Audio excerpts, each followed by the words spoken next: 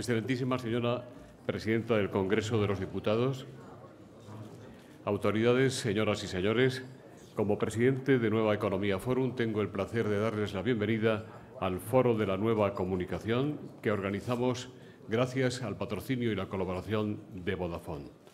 Hoy tenemos el honor de nuevo de recibir como ponente de esta tribuna al presidente de Prisa, don Juan Luis Cebrián, al que va a presentar, y le agradecemos que haya aceptado hacerlo, don Baltasar Garzón, director de Ilocaz Abogados y presidente de FIUCAR. Don Baltasar, la tribuna es suya.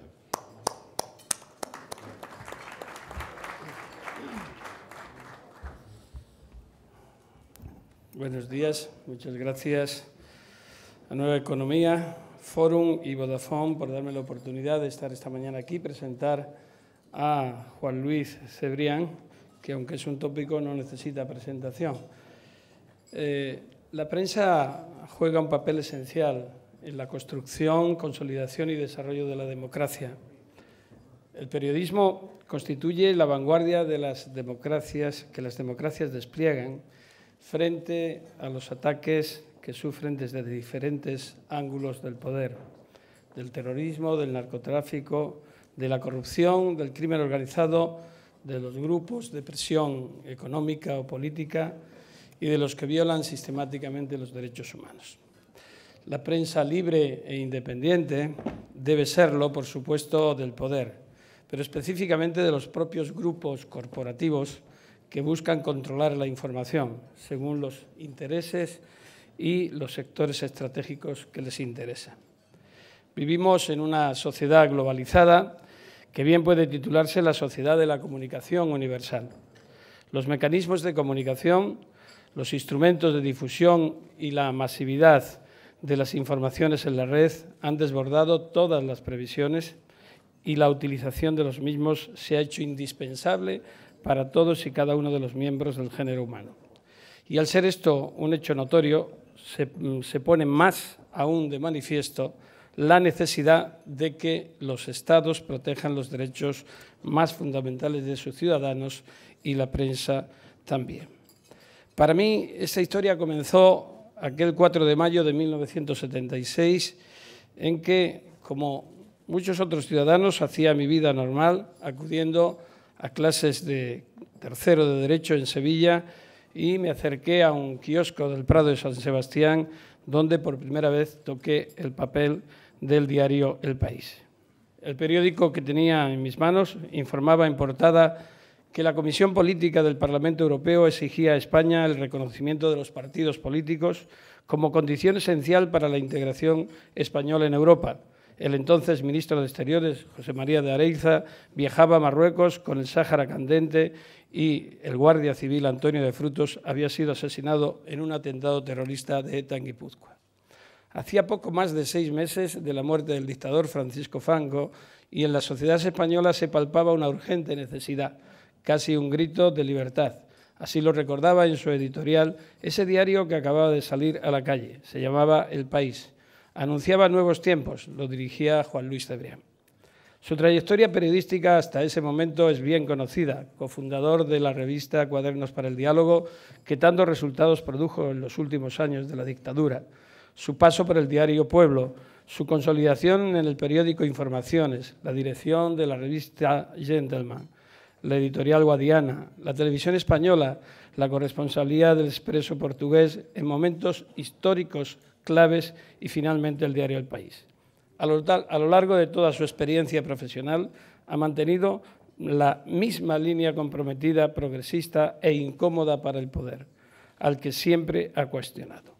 Desde el primer momento vi algo que producía emoción. Este nuevo rotativo se caracterizaba por dar noticias ciertas y contrastadas, algo inusitado en un mundo largamente poblado de prensa del movimiento, de medios oficiales, en el que hasta pocos meses atrás los periodistas concienciados y demócratas se la jugaban para poder filtrar algún mensaje fuera del estricto guión del régimen y los lectores avezados teníamos que acudir a la prensa extranjera para saber lo que ocurría en España.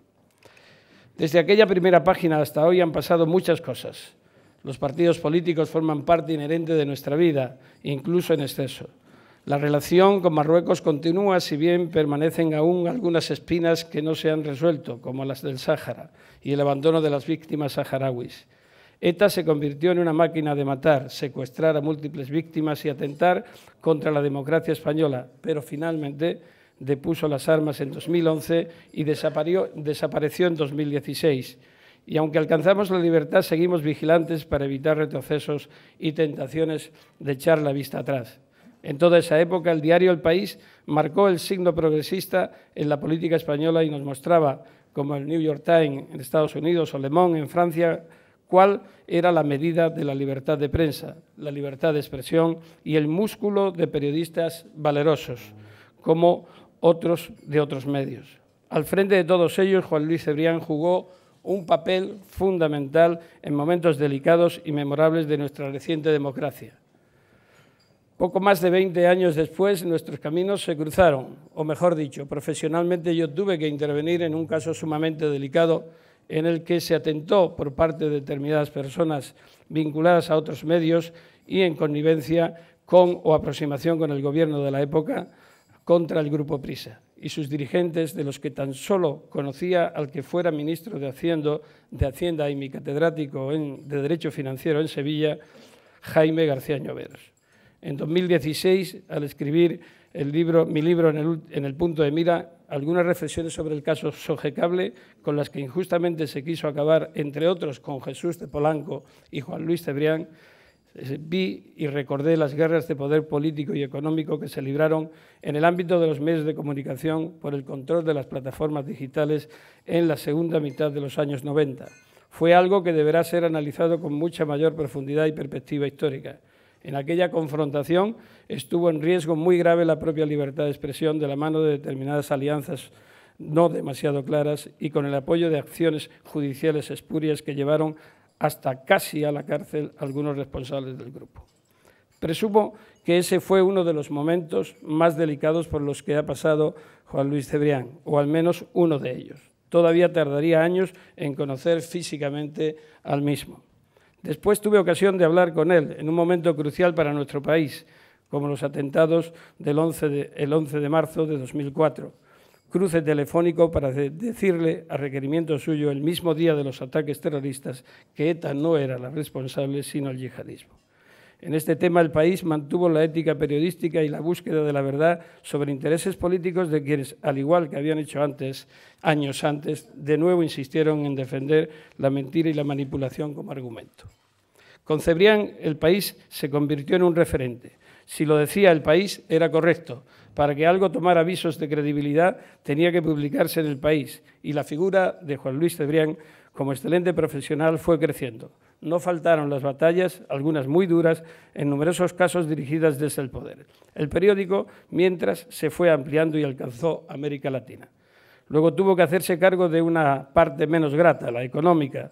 Le tocó vivir un periodo duro, la transformación del sector marcada por la era digital y la adaptación del modelo de negocio a los hábitos nuevos del consumo. Una tormenta perfecta con caídas de circulación, pérdidas de publicidad, el impacto de la crisis económica nacional y mundial. Una década última endemoniada en la que en este sector de la prensa los digitales pelean por el liderazgo sin piedad.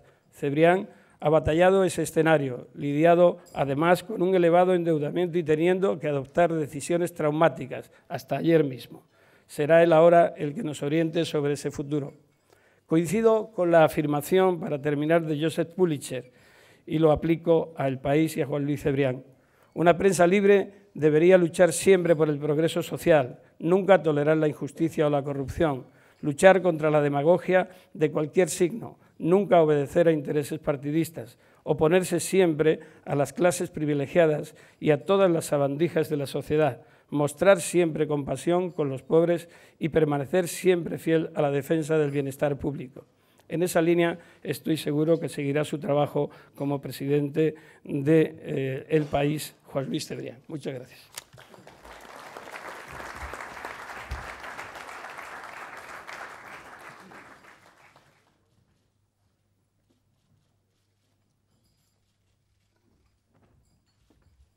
Buenos días a todos. Muchas gracias a Nueva Economía y muchísimas gracias a mi amigo Baltasar Garzón por esta presentación tan inmerecida. Quiero poner de relieve que efectivamente nuestra amistad fue tardía. Se han escrito muchos libros sobre el caso Sogecable, que junto con Jesús Polanco pues tuve que protagonizar.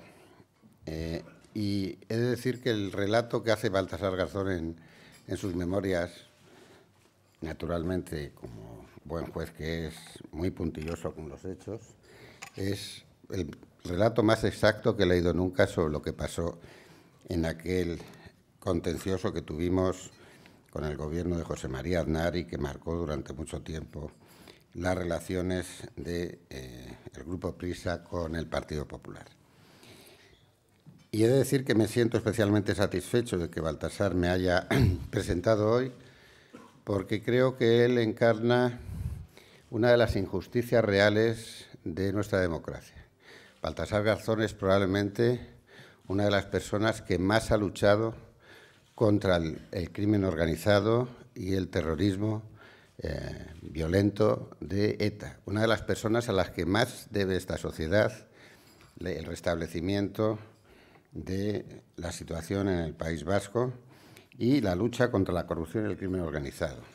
Y creo que es injusto el pago que la democracia española le ha hecho apartándole de sus funciones judiciales, porque creo que ante todo es y ha sido un gran juez.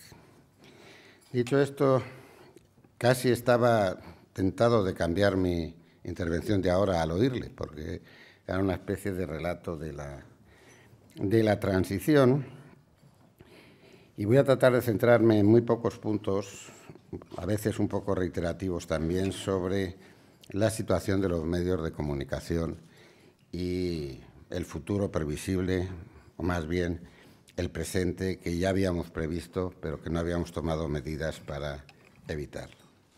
Nada menos que en 2003, es decir, ya hace casi 3 lustros, el diario de Ley, Economía y Organización de los Estados Unidos analizaba la relación entre la corrupción y la circulación de los diarios. Y en este estudio los autores demostraron que cuanta más baja es la difusión de los periódicos en un país, más alto se sitúa este en los índices de corrupción. En ese momento se preveía que, bueno, una cosa era la circulación de los diarios en papel y otra cosa era Internet, que por lo tanto en Internet habría los sistemas de denuncia de la corrupción que los diarios encarnaban y que eran tan básicos para la organización social de la democracia. Y puede ser cierto, y esperamos que sea cierto, pero todavía no lo es, porque la falta de rigor, de credibilidad, el basurero de opinión en el que se ha convertido Internet a través de toda clase de sistemas, bloggers, llamados confidenciales, etcétera. Es decir, que hay diarios confidenciales que son confidenciales digitales, que son absolutamente respetables, pero hay gran cantidad de sistemas organizados para generar una política de desinformación, de chantaje, de bloqueo, con motivaciones muy diferentes. Y que, por lo tanto, descendiendo como está descendiendo la circulación de los periódicos en papel, que acabarán desapareciendo en no mucho tiempo, pues el aumento de la corrupción en todos los países es evidente y la capacidad de los Estados para luchar contra ella es cada vez menor. Desde entonces, desde 2003, hemos asistido a una evolución negativa para lo que ha sido la participación tradicional de los periódicos y de los medios de comunicación de lo que llamamos la legacy, los medios de comunicación tradicionales, a la hora de establecer y conformar la opinión pública. Y yo creo que este es un tema que ha sido analizado muchas veces, pero que todavía no somos conscientes de ello. Estamos ante un cambio de civilización de verdad, un cambio de civilización que afecta a las conductas privadas y públicas de todos los ciudadanos en los países democráticos, que está afectando a al sistema vertebral de la democracia representativa y que, en definitiva, lo que anuncia es la muerte del antiguo régimen. No me refiero al antiguo régimen al que los antisistemas llaman el régimen del 78. Me refiero efectivamente al sistema de la democracia representativa y al modo de comportarse el poder en las relaciones con los ciudadanos. Y esto es en gran medida porque está cambiando la manera de la conformación de la opinión pública. Los periódicos nacen en su formato actual, nacen a la luz exactamente coincidiendo con el invento de la democracia representativa, coincidiendo con el desarrollo de la sociedad industrial. Ahora lo que tenemos delante es la sociedad digital, que supone una relación completamente diferente entre los ciudadanos en lo que se refiere al esquema de derechos y responsabilidades que tienen con respecto a los poderes públicos, y supone también un comportamiento diferente de los poderes públicos. Aunque llevamos ya lustros, yo escribí un libro en 1997 sobre la red y sobre las consecuencias que Internet iba a tener en el futuro de los medios de comunicación. Llevamos lustros prediciendo, analizando, discutiendo, etcétera, cómo se va a producir esto. La verdad es que no acabamos nunca de ser capaces de proyectar el futuro. Seguimos haciendo experimentos de prueba y error, y normalmente es prueba y error, y finalmente todavía tenemos una confusión enorme sobre qué es lo que va a suceder, aunque sabemos ya por experiencia qué es lo que está sucediendo. Lo que está sucediendo es que los periódicos en España han perdido el 60% de su circulación. Hoy en día no hay ningún periódico en España de información general que venda 100.000 ejemplares en los kioscos. Para darse una idea, hoy en día la circulación conjunta del País, El Mundo, ABC y La Razón, y me temo que también el periódico de Barcelona, es exactamente la circulación del País hace menos de 10 años. Y, por lo tanto, estamos ante una situación verdaderamente preocupante. Preocupante más si vemos lo que está sucediendo con la publicidad. 70% de caída en los ingresos de publicidad de los medios impresos tradicionales, caída que no se recuperará. No volverá la publicidad a los periódicos en papel, no está volviendo. Este es un fenómeno mundial y, por lo tanto, es verdad que la crisis del papel, que desgraciadamente yo tuve la oportunidad de anunciarla hace más de 10 años ante la preocupación y a veces el desagrado de mis colegas editores, la crisis es una crisis letal. Podrá haber periódicos de papel dentro de 10 o de 15 años. Veremos si hay lugares donde se puedan comprar y si hay ciudadanos que los quieran comprar, que son las dos condiciones, efectivamente, para que se mantenga el sistema. En una reunión que tuve esta primavera en Turín con otros colegas sobre el futuro de los periódicos, aprovechando la celebración del 150 aniversario de la estampa de Turín, Jeff Bezos le preguntaron si efectivamente ha comprado el Washington Post y efectivamente los periódicos en papel iban a sobrevivir. Y dijo, bueno, quizás todavía podremos sobrevivir 10 años, quizás. 10 años son nada en la vida de un periódico que llevaba 150 funcionando. Este es un aviso que estamos dando no a los editores, no a las empresas, no a los trabajadores de las empresas, sino a la sociedad y a la organización de la sociedad, y ante el que verdaderamente se ha hecho muy poco. Porque no es solo que estemos ante un proceso de reestructuración industrial gigantesco, al que luego me referiré, sino estamos ante un proceso de cambio fundamental en la manera de la formación de la opinión pública.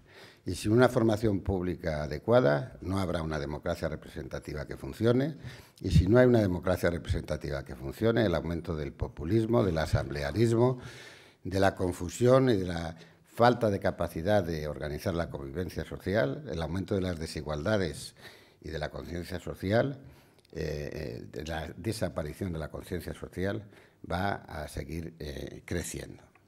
En este escenario se han puesto de moda hablar en lo que se refiere a los periódicos, de dos cosas: la posverdad y las fake news.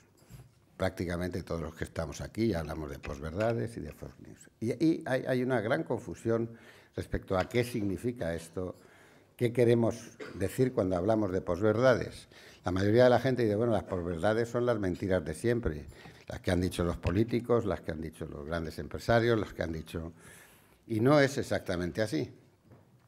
Posverdad, que es en la Real Academia llevamos no sé cuántas horas y jornadas discutiendo la definición de posverdad, entre otras cosas porque posverdad ha sido una construcción semántica del inglés como un adjetivo, y en el caso del castellano es un sustantivo, lo cual complica un poquito más las cosas. Pero digamos que hay un consenso general por decir que una posverdad es una verdad emocional. Es decir, es una verdad que no se basa en hechos objetivos, sino en ni siquiera en las creencias o en la ideología, sino en las emociones de quien la emite y de quien la recibe o escucha. En una palabra, el catecismo del padre Ripalda, que los de mi generación estudiamos para entender lo que era la moral pública y privada, decía que mentira es decir lo contrario de lo que uno piensa. El que dice una posverdad piensa que es verdad, y el que la recibe también piensa que es verdad. Por lo tanto, es una verdad ficticia o una verdad impostada, pero es una verdad comúnmente aceptada. ¿Y por qué? Porque es una verdad basada no en los hechos, sino, como dirían los portavoces de la Casa Blanca, en los hechos alternativos. Hay una realidad alternativa que no es reconocida por la verdad oficial, por así decirlo, y por lo tanto esa realidad alternativa configura otra manera de ver la realidad y de tomar las decisiones. Junto a la posverdad están las fake news, nuevamente, noticias falsas. Sí, noticias falsas, pero noticias impostadas. Es decir, noticias disfrazadas más que falsas. ¿Por qué? Porque el adjetivo de fake news viene de los movimientos antisistema en la red. Fake se empezó a utilizar para los archivos piratas o los archivos no identificados en Internet, para aquellos archivos que tú entrabas pensando que ibas a ver Titanic, te iban a vender Titanic y lo que te vendían era una película, o no te vendían una película que no tenía nada que ver con Titanic, te vendían otra cosa. Eran archivos no identificados, archivos falsos en definitiva. Y este fue un sistema utilizado por los antisistemas para contestar, y por muchos ecologistas y movimientos de este género, para contestar al sistema y al poder constituido. Es curioso contemplar cómo, por ejemplo, Trump, que es un representante típico del sistema capitalista, llega al poder mediante las técnicas antisistema, mediante un representante de Wall Street, mediante la apelación a Ocupemos Wall Street, un representante digamos, de lo más rancio del sistema capitalista americano, mediante pronunciamientos populistas respecto a todo tipo de sistemas de organización. Lo que quiere decirse que si vemos el comportamiento del populismo en Estados Unidos como en Europa, como en cualquier otro lugar del mundo, es indiferente que sea populismo de izquierdas o populismo de derechas, de extrema izquierda o de extrema derecha. Los singulares que están contra el sistema y no tienen un sistema alternativo y que cuando lo ocupan o sufren la contradicción de tener que someterse a los esquemas más o menos rígidos de ese sistema al que abominan, y además no tienen un proyecto reformista que pueda hacerlo evolucionar. Pero volviendo entonces al tema de los medios de comunicación, ¿cómo se forma la opinión pública en este momento? Recientemente hemos visto la intervención de los hackers, o como queramos llamarlo, de los ataques cibernéticos en el caso de las elecciones o del referéndum catalán, en el caso de las elecciones alemanas, francesas, etc. En primer lugar, hay que sospechar que no solo los rusos han intervenido, porque no sería comprensible que, habiendo una potencia internacional interesada en intervenir en procesos políticos, electorales o de cualquier género en países extranjeros para generar confusión, otras potencias internacionales con capacidad de hacerlo tiene Estados Unidos, tiene China, tiene Israel y tiene Irán, por lo menos, no hayan también contribuido con sus operaciones a lo que ya se llama una especie de guerrilla cibernética que nuevamente inventaron los antisistemas y los grupos ecologistas y de ese género, ¿no? ¿Cuál es la característica de estas intervenciones? Que David Alandete, que está por aquí, ha estudiado muy bien y conoce. La característica es que no son intervenciones ideológicas. No se trata de intervenir para que gane o pierda Trump, o para que gane o pierda Macron, o para que ganen o pierdan los independentistas en Cataluña. Son intervenciones para generar confusión directamente.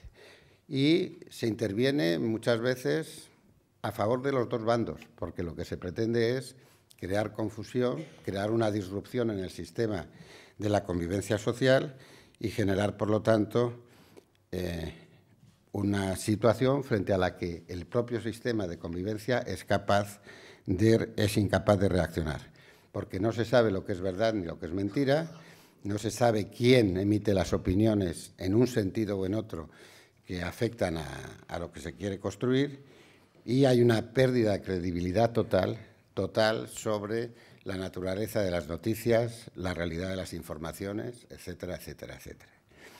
Este es un mundo que nos ha tocado vivir y con el que vamos a convivir todavía años, porque es verdad que los medios tradicionales de información tienden a desaparecer en su configuración actual, y es verdad también que todavía no somos capaces nadie, de buscar un sistema que garantice el rigor, el chequeo de la verdad de las informaciones que hay en la red.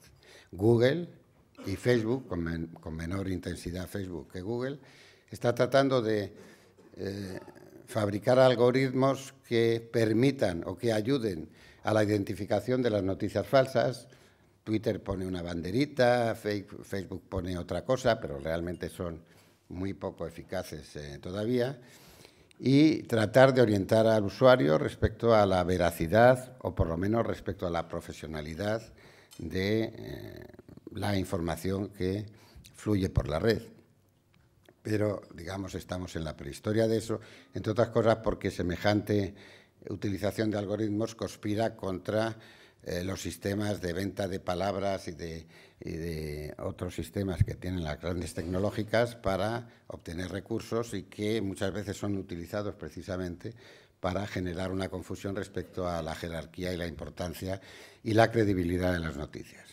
De modo que todo el mundo reconoce que para suponer que hay una cierta credibilidad de algo que se publica, al final todavía la prensa escrita da fe de que eso que sucede realmente sucede. Es famoso el sistema de Wikileaks, que decidió aliarse con los periódicos escritos para dar credibilidad a la información que circulaba por las redes.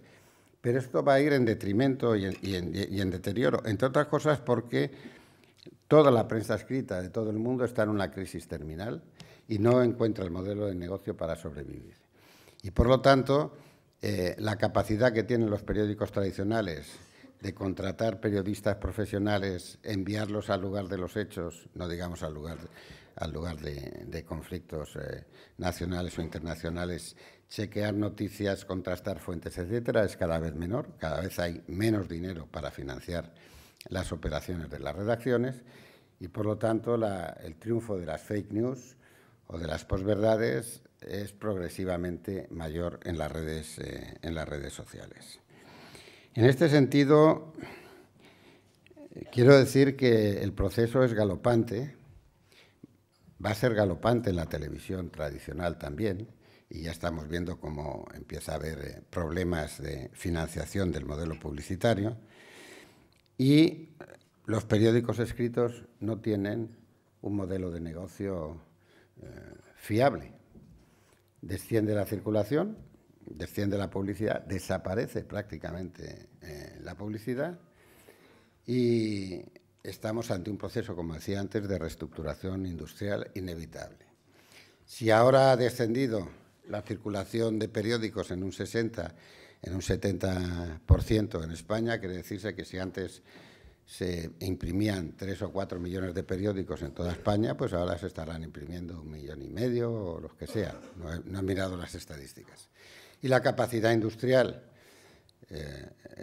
y de producción que había en España, pues ahora excede en 3 o 4 veces y excederá en 5 veces en los próximos años a las necesidades de la industria. Pero si desciende también la circulación de los periódicos en papel, descenderá el número de kioscos. Probablemente hay 15.000 kioscos, entre 12 y 15.000 kioscos que han desaparecido en España en los últimos años y no se instalarán nuevos kioscos en las urbanizaciones y en los barrios nuevos. Por lo tanto, también hay una pérdida de capacidad en el sistema de distribución. Y si hay esa pérdida de capacidad, el número de furgonetas y de empresas de distribución dedicadas a llevar a cabo esas tareas también disminuirá. Con lo cual va a haber una pérdida masiva de empleo en la distribución y la producción de la prensa escrita, masiva, es masiva. Venimos advirtiendo a los diferentes gobiernos sobre este tema, ya desde tiempos del gobierno de José María Aznar, con José Luis Rodríguez Zapatero, con Mariano Rajoy, que estamos ante una verdadera reestructuración industrial que se necesitaban para paliar el impacto en el empleo, que es un impacto masivo, como digo, y no solo en el sector explícito de los periódicos, sino en los empleos de las empresas subcontratadas y subsidiarias, y ha habido una absoluta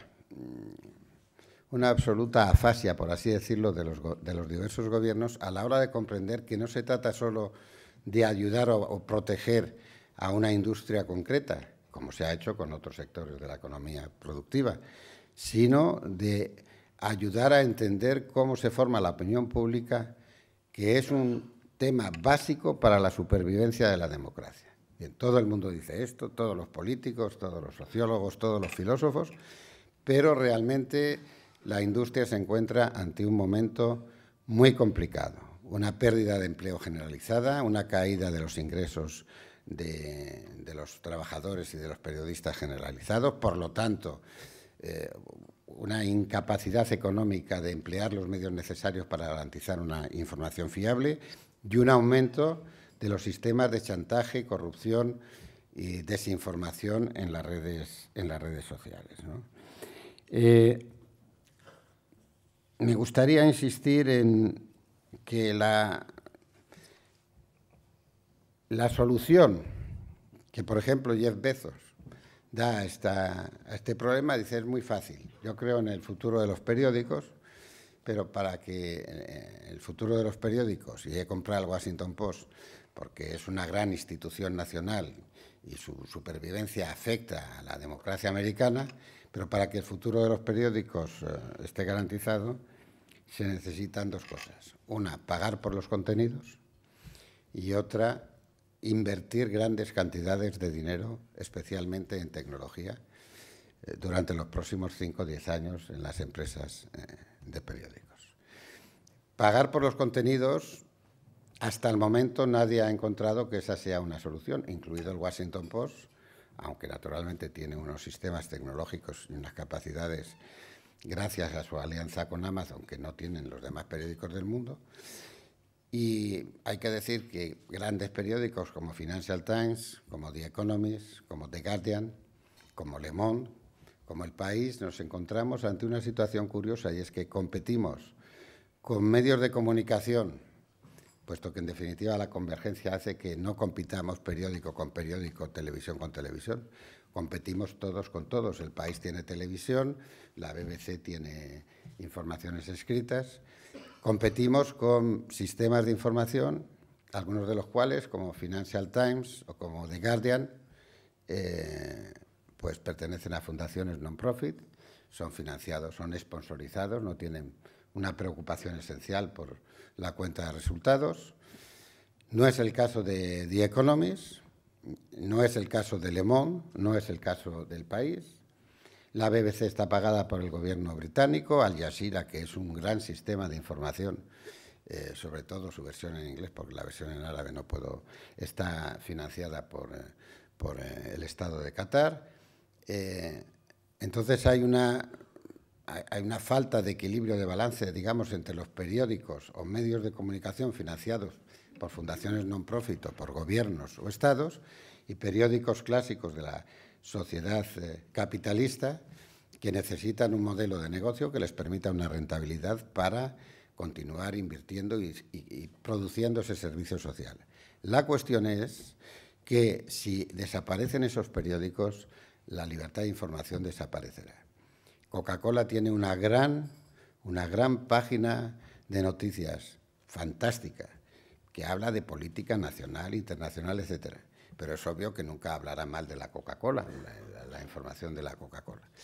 Y hace ya 2 años en Davos tuve oportunidad de escuchar a un representante de Marriott decir que Marriott no es una compañía de hoteles, que Marriott es una compañía de medios de comunicación y ya está Marriott produciendo series de televisión e incluso largometrajes en este momento. Y naturalmente eso afecta a las televisiones y a las productoras cinematográficas tradicionales y habituales. Por lo tanto, estamos en un entorno muy complejo donde nos preguntamos quién va a decidir pagar por los servicios y las noticias de un periódico cuando hay miles de periódicos que te lo dan gratuitamente. ¿Y cuál es la diferencia real en el producto que tú puedas ofrecer a tus clientes que haga que tus clientes se decidan no ya ni siquiera a pagar, sino a registrarse y a identificarse a la hora de recibir las noticias? Eso sí, Facebook tiene 1.700 millones de perfiles en este momento de clientes de todo el mundo que le han dado gratuitamente toda la información sobre ellos, sobre sus hijos, sus novias, sus exnovias, sus perros, los libros que leen, los productos que consumen, los viajes que hacen, etcétera y tal. Y Facebook conoce hoy más de los lectores de cualquier periódico, de los clientes de cualquier banco, de los enfermos de cualquier hospital, más que los propios hospitales, bancos, periódicos, etcétera. Estamos, pues, ante un cambio de civilización, y con esto voy acabando, y vamos todavía a padecer y a disfrutar de este cambio de civilización. Siempre he dicho que Internet es una oportunidad, puesto que bajan las barreras de entrada en el mundo de la comunicación y hay cada vez más facilidad para que cualquiera pueda establecer en la red su periódico, su radio, su televisión, con unos costes prácticamente mínimos y con una capacidad de audiencia inicialmente prácticamente global y universal. Ahora, ¿cómo distinguir lo bueno de lo malo, lo auténtico de lo que no lo es? Las news de las fake news y las verdades de las posverdades es otra cuestión un poco más delicada. En este sentido, yo sí quiero solicitar a las autoridades públicas que contemplen esto no como un problema de un sector industrial que tiene cambios tecnológicos a los que tiene que hacer frente y, por lo tanto, tiene que renovar equipamiento industrial, etcétera y tal, hacer reducciones de empleo inevitables, etcétera, sino como un problema de funcionamiento de la democracia. Paradójicamente, como todavía los medios tradicionales son los únicos que no a la opinión pública, pero sí a las élites dominantes, les dan cierta garantía de credibilidad y, por lo tanto, cierto basamento de poder, en esta transformación del sistema de formación pública siguen existiendo luchas de poder, como las que relataba Baltasar, por control de los medios tradicionales, pensando que al final las marcas conocidas en la red serán las que, en definitiva, puedan orientar, por lo menos, vuelvo a decir, a los ciudadanos responsables y a las élites dominantes sobre cuáles son las informaciones verdaderas y las opiniones respetables sobre las que un ciudadano puede tomar sus decisiones, y no solo las decisiones electorales. Pero Tom Rosenthal, que es un muy conocido periodista americano que dirige el Pew Center de investigación, ya dijo que lo que nos iba a pasar, y lo dijo ya hace más de 5 años, es que estaríamos bajo el reinado de las sombras como esto continúe, y que lo que pasa es que no sabremos lo que sabemos, que es lo que nos está ocurriendo en este momento cuando tomamos decisiones. Para dejar una nota de optimismo, porque yo soy optimista, yo creo que este cambio de civilización pues producirá y produce, de hecho, muy buenas cosas para la sociedad, pero produce crisis en un momento en que lo viejo no acaba de morir y lo nuevo no acaba de conformarse o de ordenarse. Algo similar pasó con la invención de la imprenta, que generó el que hubiera libros, pero provocó las guerras de religión cuando los libros eran las Biblias y pudieron llegar a los hogares e interpretarse las Biblias directamente por los ciudadanos y sin necesidad de acudir a los conventos donde se hacían las copias del libro sagrado y se interpretaba oficialmente lo que la Biblia decía. Las guerras de religión nacieron de la invención de la imprenta. Y tantas cosas nacieron de la invención, tantas guerras y revoluciones nacieron de la invención de la sociedad industrial, que no las vamos a relatar ahora. Por lo tanto, estamos en un cambio real, revolucionario. Las revoluciones producen víctimas, pero una vez que triunfan generan muy buenas oportunidades para la sociedad. Y quería leer una cita curiosa de Clarín, que hace más de un siglo, preocupado por la aparición del telégrafo y cómo la prensa escrita iba a ser afectada por el telégrafo, decía: según se va poniendo esto de la prensa de la información, entre un telegrafista y un parásito pueden hacer el periódico de más popularidad callejera. ¿A dónde se va a parar con este prurito de alejar las ideas de los periódicos y dejar solo las noticias? Esta idea de que un periódico es una empresa de ideas y no solo una empresa de información es una idea absolutamente vinculada a todo el crecimiento del periodismo escrito durante los siglos XIX y XX. ¿A dónde van a parar las ideas? Y no solo las ideas. ¿A dónde van a ir a parar las noticias en el sistema de la red si no somos capaces de ordenarlo? ¿Y desde cuándo las noticias van a ser en realidad solamente fake news y las ideas van a ser solamente post-ideas o post-verdades? Es una cuestión que yo creo que los profesionales tenemos que contemplar, pero que no afecta solo a los profesionales, afecta a la organización de la convivencia social y política y los partidos políticos, que padecen crisis muy similar a la de los sistemas de comunicación, porque están vinculados al mismo sistema de la democracia representativa, y las autoridades públicas y las universidades y los pensadores tendrían que reflexionar. Vuelvo a decir, hay una oportunidad de más democracia en Internet. La democracia es más participación y más difusión del poder.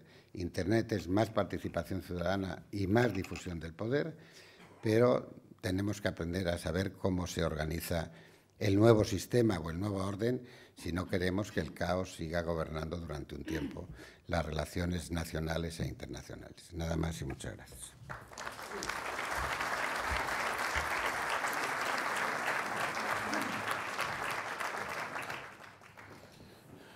Muchas gracias, don Baltasar. Muchas gracias, don Juan Luis. Empezamos por las preguntas. Sara Domínguez dice: lo que ocurrió ayer en la Junta General Extraordinaria de Prisa no puede exhibirse como un ejemplo de normalidad.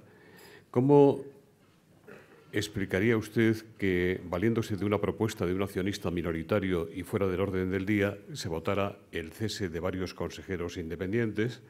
También le pregunta, con el clima beligerante que dominó la Junta de ayer, protagonizada por las críticas de accionistas relevantes, ¿cómo puede prosperar la voluminosa ampliación de capital aprobada? ¿Cuenta usted con que los acreedores financieros principales den su conformidad a sus propuestas para que don Manuel Polanco sea presidente de Prisa y usted mismo se mantenga al frente del país y de la Fundación que controlará la línea editorial del grupo? Me temo que la autora de la pregunta nuevamente se basa en fake news y posverdades a la hora de establecer sus muy legítimas dudas y preguntas. Yo sí creo que la Junta General de ayer fue una junta normal de accionistas, donde una gran mayoría de accionistas, cerca del 60% de accionistas, decidió relevar de sus puestos a unos consejeros independientes a propuesta de un accionista.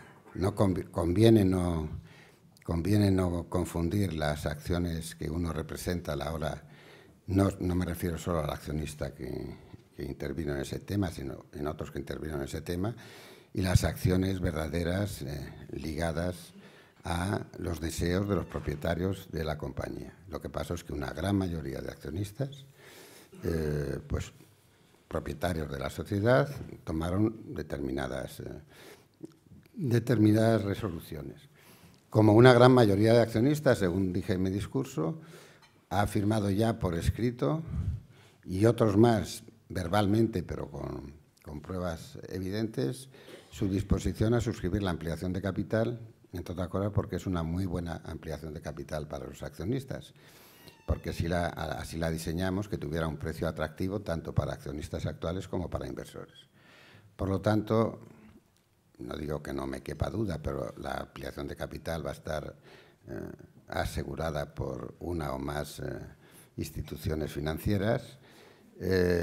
Tiene un precio muy atractivo para la realidad económica y para los planes estratégicos de la empresa, y hemos dado respuesta a una de las demandas lógicas cuando hay un cambio de este género, que es una renovación total del equipo de gestión, que se completará con el relevo de la presidencia, que yo estaba deseando, en contra de lo que dicen las fake news, deseando llevar a cabo hace ya varios años, y por eso hace más de un año propuse un plan de sucesión de la presidencia para poder llevarlo a cabo ordenadamente.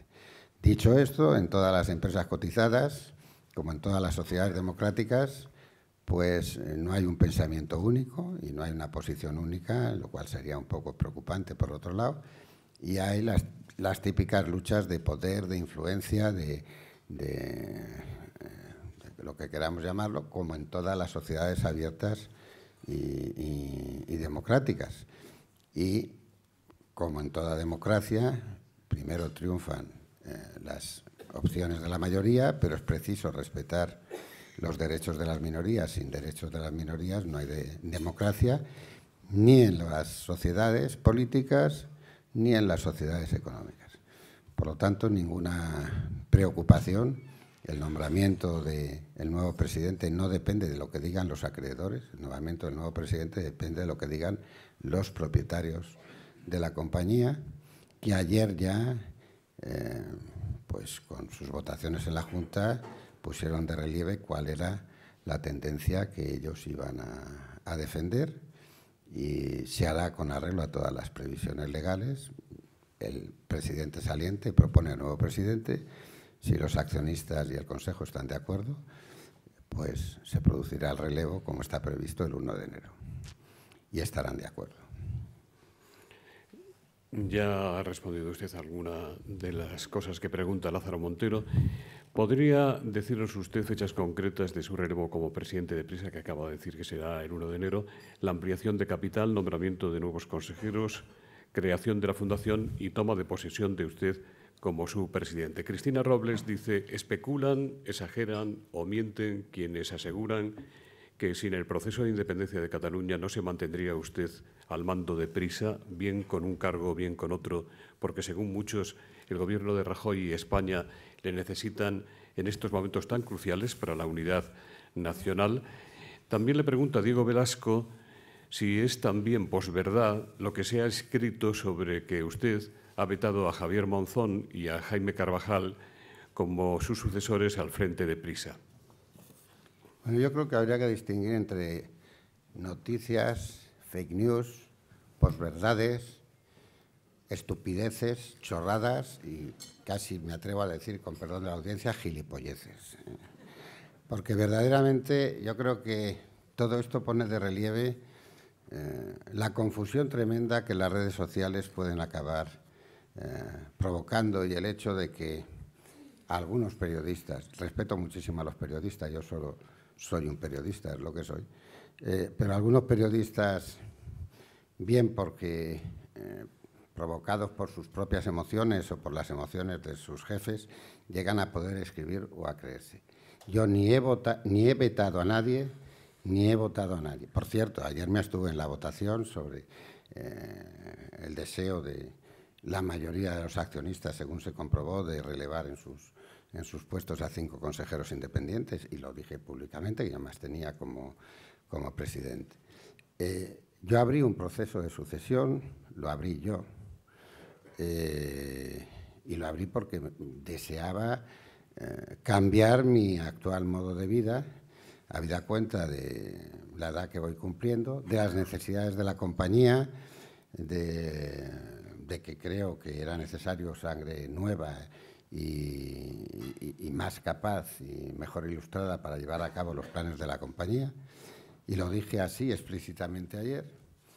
Se abrió el periodo de sucesión a mi solicitud, exactamente el 8 o el 9 de octubre, y entonces hubo un consejo de administración, se empezaron a publicar cosas por allí y por allá, y el consejo de administración no tomó las decisiones que los que publicaban esas cosas querían que se tomaran o que no se tomaran, porque el consejo de administración funciona pues como cualquier consejo de administración, y en ese consejo de administración no se votó ningún tipo de sucesión.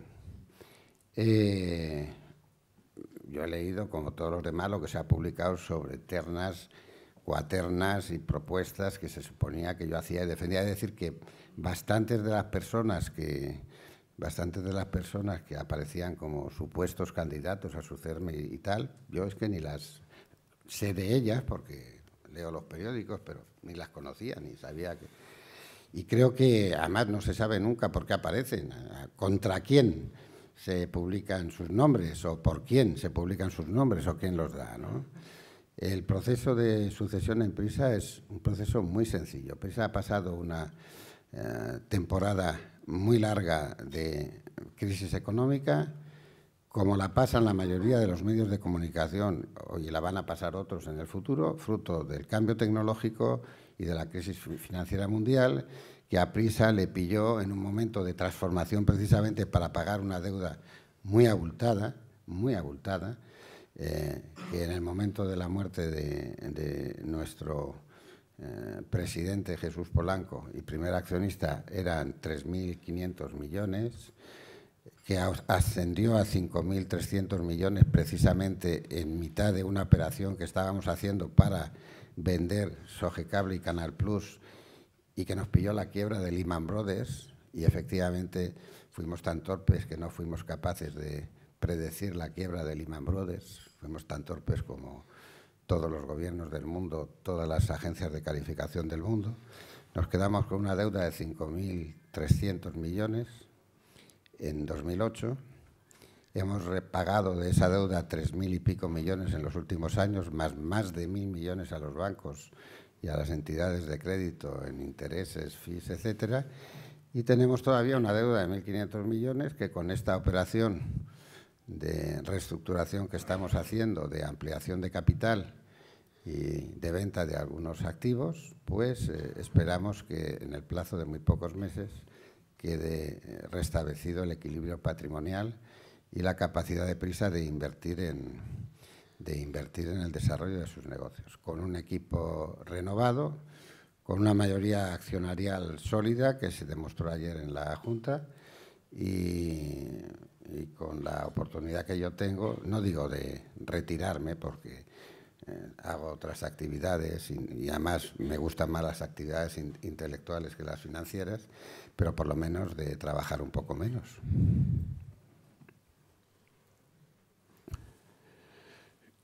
¿Desea decirnos usted algo más de lo publicado sobre la Fundación Prisa como garante de la línea editorial de sus medios? Pues nada, que digamos el diario El País ya aprobó la creación de la Fundación en su Consejo de Administración. Falta una propuesta que yo tengo que hacer al Consejo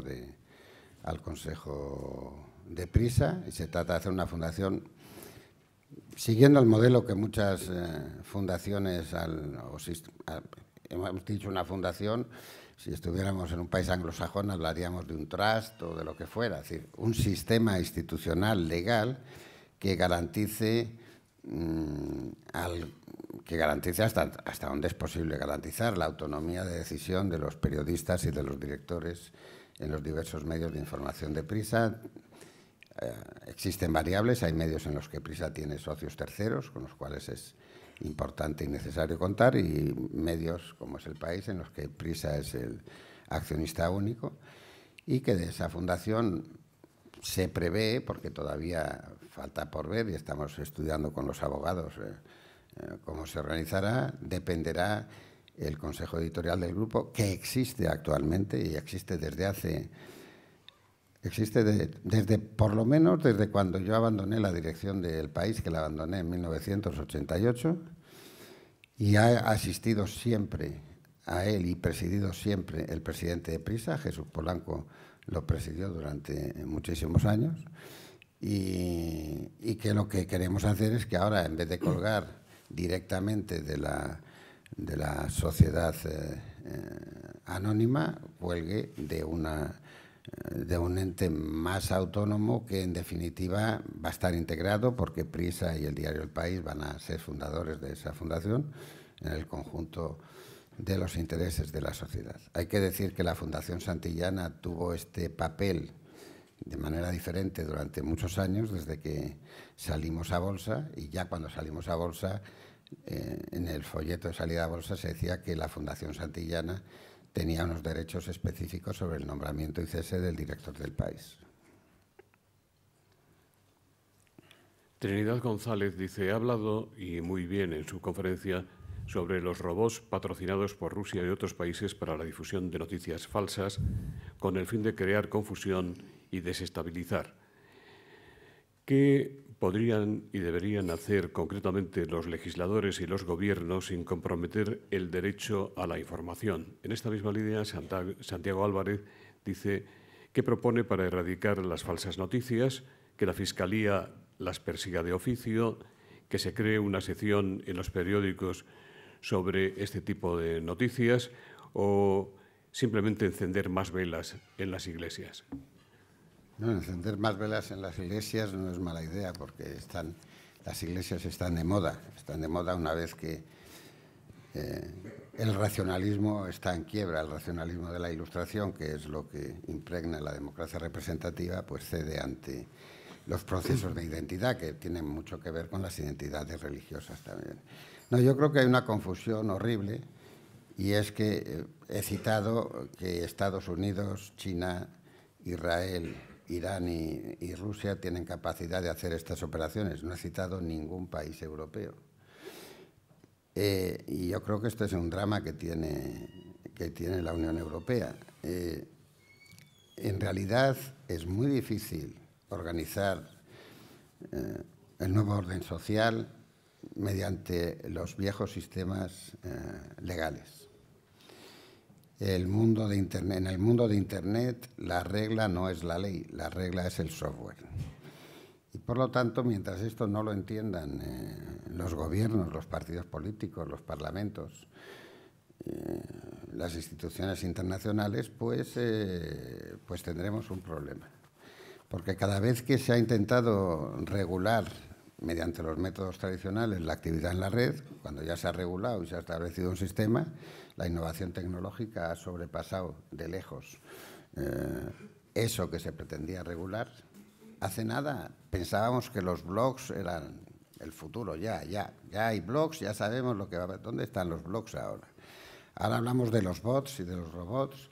30 a 40% del tráfico difamatorio, no difamatorio en la red, está provocado por robots en este momento.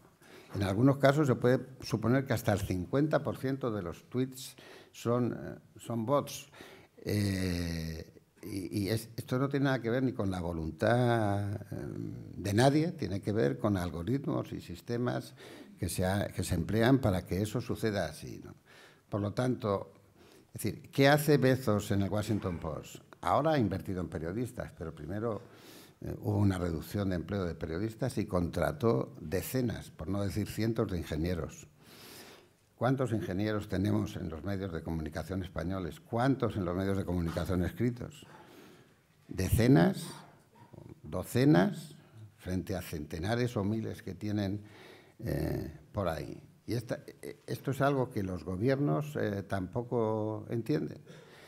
Pero no digo yo que sea ni siquiera culpa de los gobiernos, es culpa del sistema burocrático, organizado, etcétera, de la sociedad industrial, que no está preparado para hacer frente a las crisis de la sociedad digital. Es el software, la norma en Internet, y naturalmente la ley es importante en toda sociedad civilizada y democrática, pero cuando se vulnera a través de sistemas que no resisten la reglamentación legal, pues es muy difícil.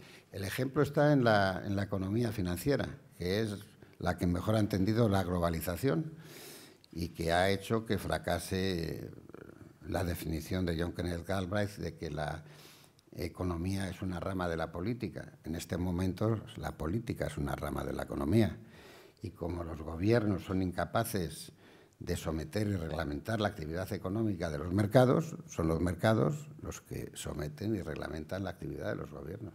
En todo el mundo, no estoy hablando de situaciones. Y en esto coincido, por ejemplo, con gran parte de los análisis que la llamada extrema izquierda, Podemos, etcétera, puede hacer. Lo que no coincido en absoluto es con la respuesta que pretenden hacer, que en definitiva es una respuesta todavía más antigua, es una respuesta leninista o de no sé qué género, que claro, se compadece muy mal con la sociedad digital también. Santiago Dóriga dice, en cuanto al proceso en Cataluña, ha habido reparto de papeles entre el país, claramente a favor de la unidad nacional, y la SER, en la que muchos perciben una relativa comprensión de las posiciones independentistas y un menor apoyo, por ejemplo, a la aplicación del artículo 155. Domingo Fuertes le pregunta por qué han trasladado por primera vez en más de 50 años los premios Ondas que otorga la cadena SER fuera de Barcelona. ¿No era una buena oportunidad para normalizar una situación tan crispada después de la aplicación del artículo 155 de la Constitución? Tomás Fernández Lamelas, ¿qué valoración hace sobre los últimos acontecimientos y noticias relacionadas sobre el interrumpido proceso de independencia y las elecciones catalanas? Bueno, vamos a ver. En primer lugar, la línea editorial de los medios de Prisa la deciden los directores. Esto no es una opinión, esto es un estatuto. Y El País, por cierto, tiene unos estatutos además complejos. Fue el primer periódico con un libro de estilo en este país, el primero que estableció un ombudsman, el primero que estableció un estatuto de la redacción, el primero que implementó la votación consultiva de la redacción sobre el nombramiento de cargos en la misma, incluido el director. Es decir, tiene un sistema de funcionamiento que garantiza la autonomía de la redacción y la autonomía de los directores en la definición de la línea editorial y en la organización del trabajo en las redacciones. Autonomía total. Otra cosa es que la empresa pueda o no pueda encomendar eso a un director o a otro en función de lo que la administración de la empresa entienda. Segundo, un periódico tradicional es una Welt and Sound, es una concepción del mundo desde la página 1 hasta la 64 antes, ahora es hasta la 38, hasta la que sea. Y los lectores de un periódico hablan de mi periódico. Cualquier lector del País, de ABC, del Mundo, dice, no, es que, a ver, ha llegado mi periódico, no es suyo, es suyo porque es el lector, ¿no? Y esto yo creo que hay que entenderlo para saber que efectivamente los periodistas no somos los dueños de la información, ni los dueños de los periódicos son los dueños de la información. Los dueños de la información son los ciudadanos, los lectores, los oyentes. Una radio es algo mucho más plural, no tiene necesariamente una línea editorial, pero tiene un criterio y una ordenación del criterio editorial, que nuevamente es el director de la radio, el que la determina. Y la determina autónoma y libremente. Él es el que nombra a sus colaboradores y es el que decide el formato. Yo no percibo para nada que la SER haya tenido ningún tipo de diferencia respecto a la posición que la SER como institución tiene al respecto de la integridad territorial de España. Quiero decir una cosa, que es que me parece que en este mundo de confusión que vivimos se nos olvida que si existen los estados nacionales, que en este momento están además sometidos a la misma crisis que todo lo demás, tienen fundamentalmente, cualquier estado nacional del mundo tiene dos obligaciones en las que puede acertar o fracasar. Una es mantener la integridad territorial del Estado y otra es mantener el orden público. Cualquier Estado que no es capaz de mantener su integridad territorial y el orden público, da igual que sea con un gobierno de izquierda o de derecha, es un Estado fallido. Y yo no creo que España vaya a ser en ningún caso un Estado fallido, y desde luego como español me sentiría muy triste de saber que un Estado que tiene prácticamente 500 años de existencia es un Estado fallido. No hay signos de que pueda serlo en ningún caso, independientemente de quien gobierne, del signo ideológico del gobierno, etcétera y tal, ¿no?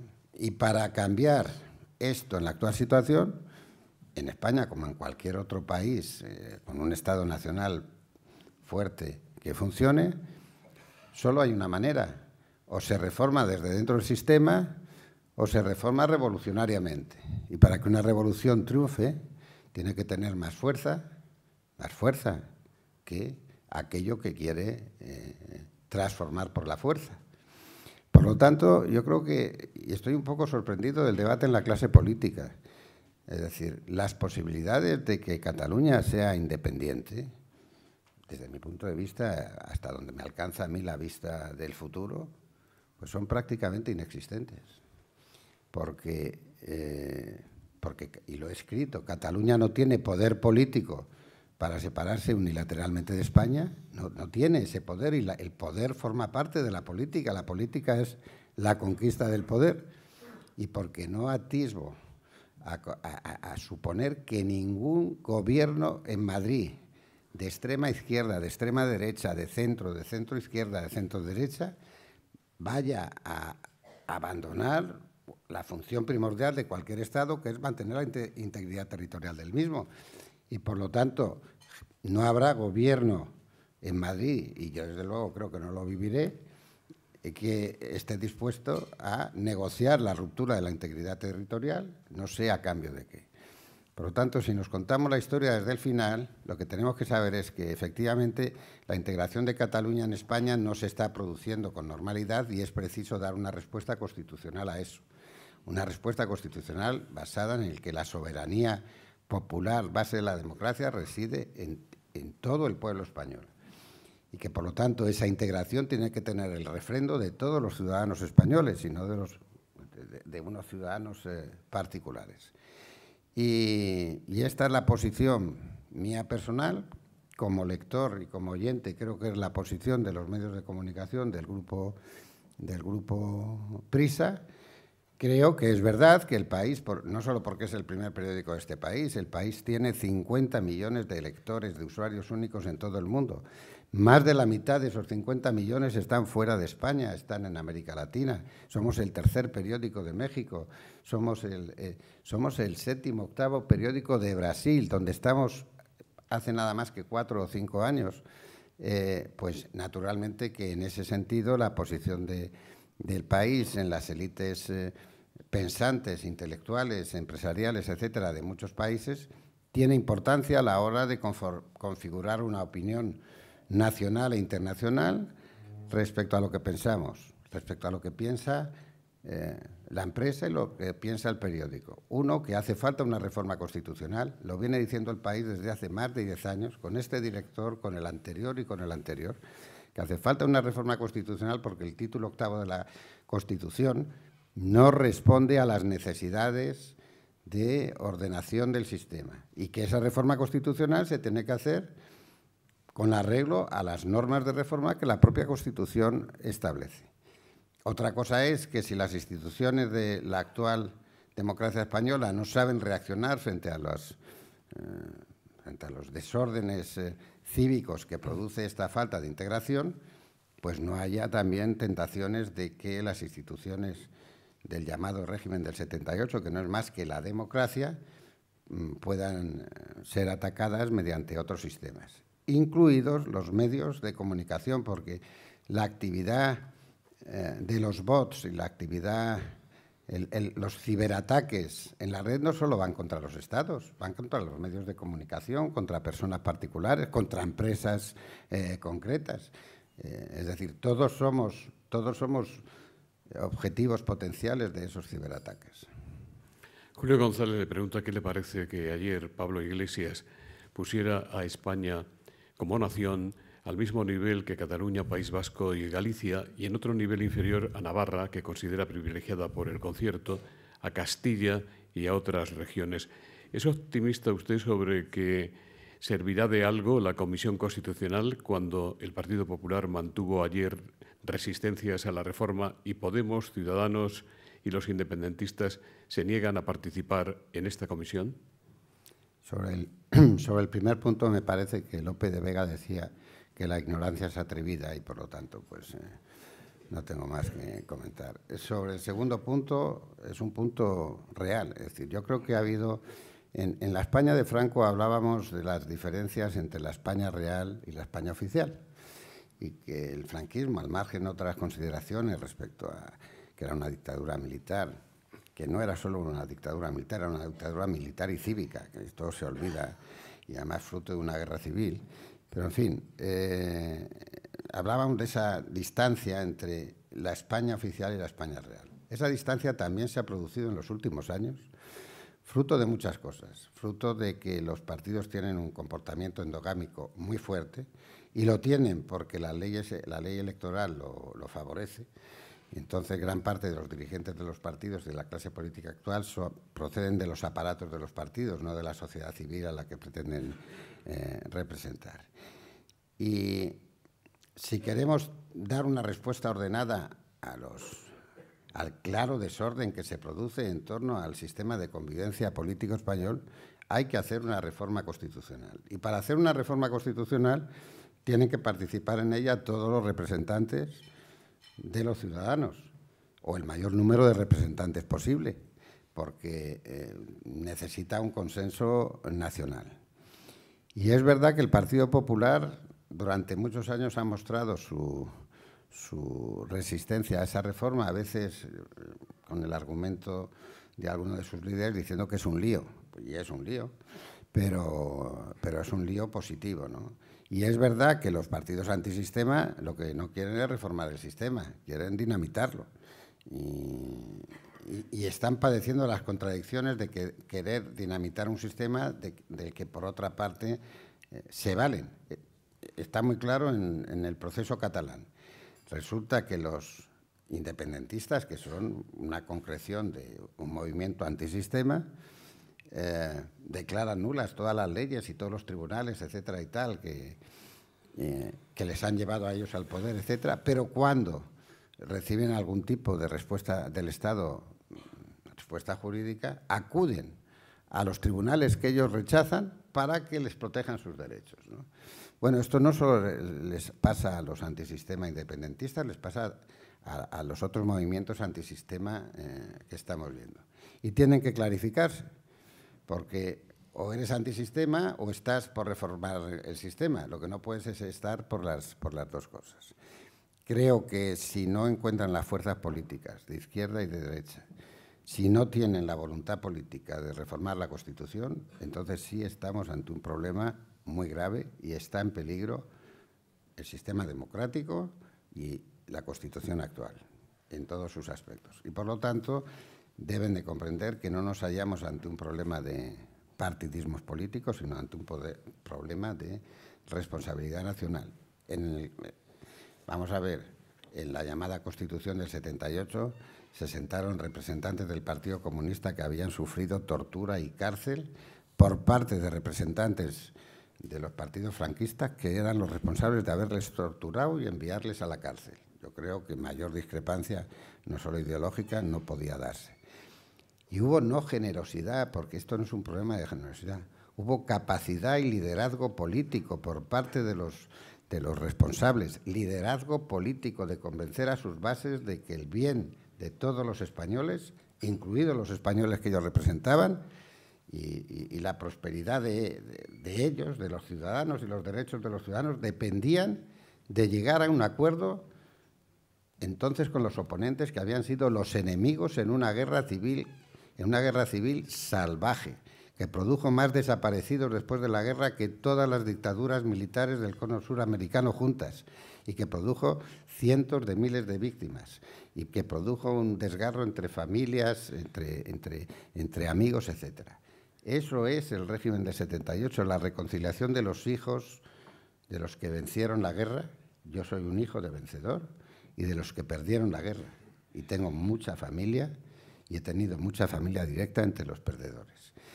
Si las nuevas generaciones no entienden eso, es primero porque no se les ha explicado. Y es responsable el Estado de no haber explicado eso. Y segundo, porque otros les han explicado una historia falsa y les han adoctrinado en ella. Y eso es lo que tenemos que recuperar.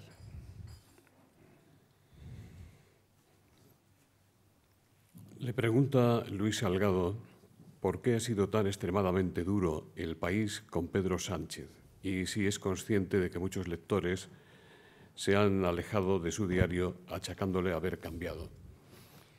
Bueno, en primer lugar, esa es una pregunta que habría que hacerle al director del País aquí presente. En segundo lugar, es una pregunta que da por hecho un prejuicio, y es que el país ha sido extremadamente duro. No sé lo que es ser extremadamente duro, ni con Pedro Sánchez ni con nadie. El país ha expresado sus opiniones, de las que vuelvo a decir, naturalmente yo, más por cercanía y porque efectivamente fundé el periódico y tengo alguna capacidad de influencia en él, que por otra cosa, pues yo también le digo al director lo que yo pienso, ¿no? Pero es el director el que define los editoriales. Ni cuando yo era director del País estaba completamente de acuerdo con lo que decían los editoriales del País. Para decir lo que yo pienso utilizo mi firma, no utilizo los editoriales de nada, ¿no? Y yo no estoy completamente de acuerdo con todos los editoriales del País, pero estoy fundamentalmente de acuerdo con ellos. Yo creo que la socialdemocracia en general y el Partido Socialista Obrero Español en particular padecen una crisis profunda, una crisis de identidad que les puede llevar a la desaparición. Puedo estar o no de acuerdo en determinados adjetivos o determinadas expresiones que puedan unos u otros decir al respecto, pero a mí me parece que recientemente, en las últimas semanas o meses, y fruto de la alineación de fuerzas dramática entre buenos y malos que la política del señor Puigdemont ha llevado a este país, creo que ha rectificado un poco el Partido Socialista de Pedro Sánchez, pero ha estado en la ambigüedad, en la equidistancia, en la confusión sobre muchas cosas, y creo que eso, la principal víctima de esa política es el Partido Socialista. Y yo creo que hay que recordar eso a los partidos que pueden tener 100.000, 200.000, 300.000 militantes, los que sean, paguen o no paguen las cuotas, etcétera, pero tanto el Partido Popular como el Partido Socialista y Podemos también son partidos que cuentan sus electores por millones y que frente a 200.000 afiliados, 5, 6, 7, hasta 10, 11 y 12 millones de votantes que hemos visto en los principales partidos, tienen mucho que decir, pero son los electores de verdad los que definen el futuro de un partido político y no solo sus militantes ni primordialmente. El director del País, por supuesto, está invitado a venir de nuevo a esta tribuna, como lo está también el presidente de Vocento, al que veo, y le recuerdo que tenemos pendiente la fecha. Finalizamos con esta pregunta. Pido disculpas por las que no he podido leer. ¿Cuál es su pronóstico acerca del resultado de las elecciones del 21 de...? Primero, los periodistas es decir, los historiadores cuentan el pasado, los astrólogos y sociólogos se atreven a contar el futuro y los periodistas contamos el presente. Yo no hago ningún pronóstico. Yo no creo que haya un movimiento tectónico en la representación política catalana. Es decir, que yo creo que si ganan las fuerzas independentistas será por muy poco, y si ganan las fuerzas constitucionalistas, a mí me gustaría que ganaran por mucho, pero me temo que también será por muy poco. El problema no es lo que salga de la representación política, el problema es el comportamiento de los representantes. Y hemos visto que es un comportamiento muy volátil. Unos huyen corriendo a Bélgica para que no les metan en la cárcel. Otros tienen una postura más digna y se presentan ante el juez, pero no contestan a las preguntas del fiscal. Y otros huyen corriendo a su casa y se desdicen de todo lo que han dicho, también para que no les metan en la cárcel. Hay que tener en cuenta que en función de cómo se produzca todo esto y de las decisiones que ellos toman, podemos o no tener candidatos que hagan la campaña desde la cárcel, podemos o no tener candidatos que hagan la campaña como fugados, como potenciales delincuentes fugados, podemos o no tener toda clase de candidatos y podemos o no tener toda clase de dirigentes en la Generalitat. Imaginen que tenemos un presidente de la Generalitat o algunos ministros de la Generalitat que en realidad estén en libertad condicional. Pues realmente es una situación un poco compleja, porque cuando estás en libertad condicional, estás en libertad condicional, sea presidente de la Generalitat, ministro, presidente del Parlamento y lo que sea. Y por lo tanto yo creo que estos son también reflexiones que se hacen los partidos políticos que van a ir a las elecciones y que tienen que ver no con las elecciones mismas, sino con las postelecciones y cuáles son las decisiones que tomen los nuevos poderes políticos que accedan a la Generalitat después de las elecciones. Y sí preveo que vamos a pasar todavía un periodo relativamente prolongado antes de la normalización política en Cataluña y, por lo tanto, en España, y muy prolongado antes de la normalización cívica en Cataluña y en las relaciones de Cataluña con el resto de España, porque las fracturas y las heridas que se han creado allí son muy grandes, muy graves, muy profundas, están a flor de piel en el comportamiento de los ciudadanos y eso no se resuelve simplemente con unas elecciones y van a pasar años antes de que eso se normalice. Despide el acto don Andrés Vicente, director general de Empresas de Vodafone, que hace posible este foro de la nueva comunicación. Muy bien, pues muchas gracias. Buenos días a todos. A mí la celebración del acto, dejando un poco al margen la actualidad política, porque represento a una entidad privada, me evocan dos felicitaciones a Juan Luis Cebrián. La primera, basada en la excelente exposición que ha hecho Baltasar Garzón del rol que ha jugado el país y de la relevancia de su dirección en esos momentos a la hora de posicionarlo. La segunda es más solidaria, porque hace referencia a su rol como presidente ejecutivo de Prisa y a las tensiones que vivimos todos los ejecutivos por conciliar estrategia, objetivos financieros y que nuestro modelo de negocio tenga sentido, a fin de cuentas. Admiramos profundamente tanto a Juan Luis como al país y nos es muy grato participar de este foro. Retomo aquí con las palabras que hacía Juan Luis Cebrián con respecto a dos temas. Uno de ellos es la evolución tecnológica y el segundo, el rol de los medios, porque una compañía como la nuestra juega una pieza clave en ese modelo de negocio que está basado en lectores, anunciantes y el medio en sí. En el tema de la evolución tecnológica, la realidad es que en los próximos 20 años la tecnología va a evolucionar más rápido que los últimos 200 y esto va a afectar a todos los sectores. Por no coger el ejemplo de los medios que están terriblemente afectados, les daré algunas magnitudes de mi propio sector.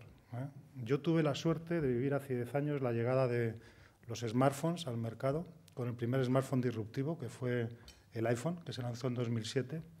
En aquel momento jugaba el rol de director de marketing de Vodafone y en aquel momento mi sector, el conjunto de los operadores en España, facturaba algo así como 1.200 millones de euros en una cosa que ahora es obsoleta y que se llamaban mensajes cortos, que todos utilizamos para felicitar a las Navidades, 1.200 millones de euros, año 2007.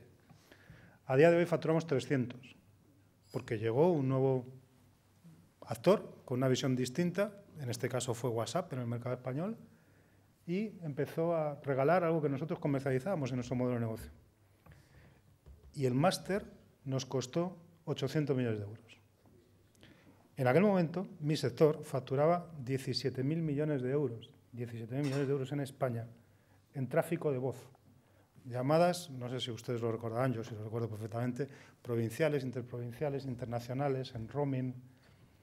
Estaba tan expuesto esos 17.000 como los 1.200 que le he contado. La única solución que tuvo el sector fue cambiar radicalmente el modelo de negocio, comoditizar la voz, hacerla ilimitada, empezar a incluir el roaming como parte de las cosas que también están incluidas en la tarifa. Ya no se paga roaming en Europa, ya no se paga roaming en Estados Unidos y efectivamente empezamos a cobrar y transformamos profundamente el modelo de negocio en base a los datos que consume cada uno de los actores. Yo la referencia con respecto a cómo la tecnología cambia el comportamiento del cliente y cómo eso tiene que hacer que cambie mi modelo de negocio es crítica y exige de mucha velocidad, porque si no te expones terriblemente rápido y le está ocurriendo a muchos sectores aquí. Volviendo al tema de los medios, yo quiero lanzar un punto de optimismo.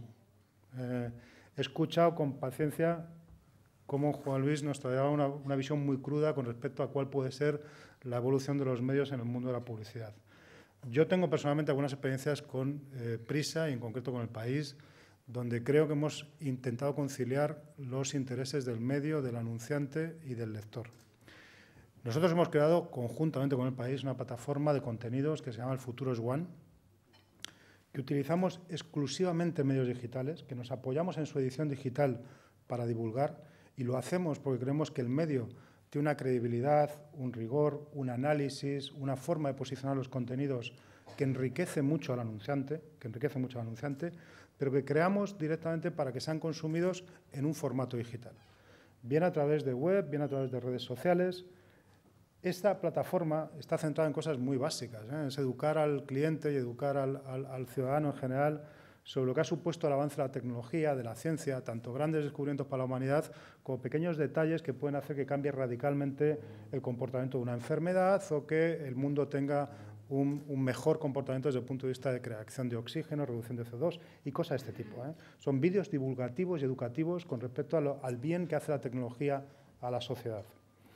Esta plataforma ha conseguido ser, en los últimos 2 años, porque la lanzamos muy recientemente, en el año 2015, el premio al máximo nivel de visualizaciones en un canal como YouTube durante 8 meses consecutivos. El cliente también está buscando contenidos de calidad. El cliente también quiere ser influenciado positivamente. Y yo creo que hay que hacer un esfuerzo conjunto por intentar contrarrestar toda mala influencia que se produce cada vez que un medio alternativo coge determinada audiencia. Nosotros estamos en ese formato, hemos arrancado con El Futuro es One muy orientado al mundo del consumidor. Ahora lanzamos otra plataforma que hemos llamado el Observatorio Vodafone de la empresa. Lo hacemos también en colaboración con medios de comunicación y lo que tratamos es de inspirar a las muy pequeñas empresas, a las panaderías, a los comercios, a las gestorías, en cómo utilizar estas nuevas tecnologías para intentar reducir su nivel de ansiedad frente al cambio tecnológico y generarles ideas sobre cómo aprovecharlo.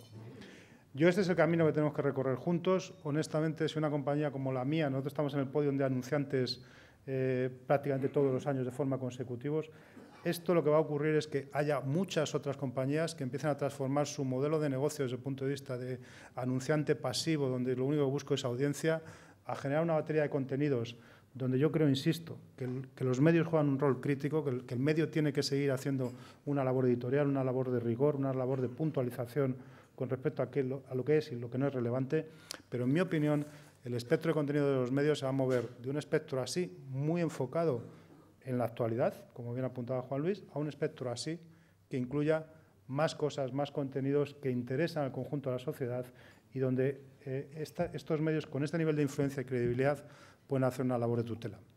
Nada más, felicitar también al Foro de Nueva Comunicación por el evento. Siempre es magnífico estar aquí y ha sido un placer estar con ustedes. Gracias.